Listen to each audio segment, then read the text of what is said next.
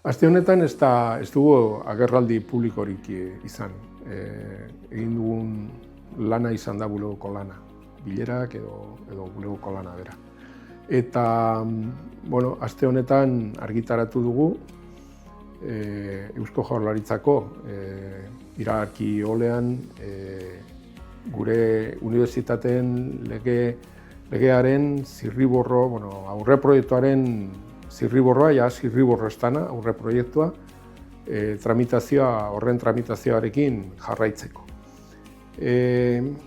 Aurreko hau bezalako bideotan lege honi buruz hitz egin dut, lege honek dituen zenbait ikuspegiri buruz hitz egin dut, eta oraingo honetan hitz egin nahi nuke finantzazioari buruz. Finantzazioari dagokionez, lege honetan ez du behintzat osagai nagusiei dagokienez ez du aldaketa handiegirik egin.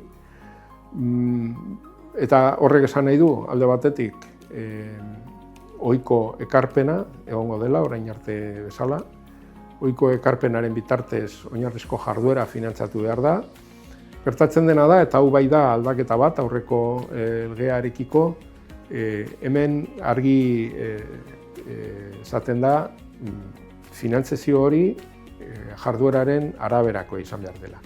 Nahikotasuna, unibertsitatearen finantza nahikotasuna bermatu behar du, baina edozelan ere jardueraren araberako izan behar da. Horrek esan nahi du, segun zenbat ikasle dauden unibertsitatean, segun zenbat titulazio eskaintzen diren, segun zenbat ikerketa proiektu garatzen diren, horren araberako izango dela finantzazio hori.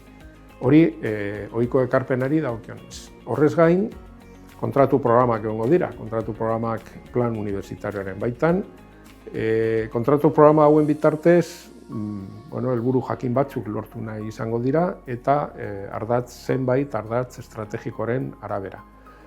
Kontratu programak adostu behar dituzte Eusko Jaurlaritzak eta unibertsitatea, eta finantzazio baldintzatua da. Honen bitartez ez da bermatzen nahikotasuna hori ohiko ekarpenari dagokiolako. Honen bitartez, proiektu jakin batzuk, lerro jakin batzuk finantzatzen dira.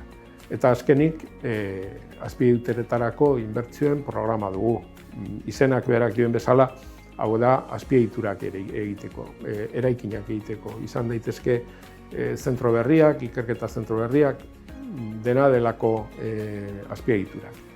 Eta hau da, unibertsitate publikoaren finantzazioari dagozkion osagai nagusia.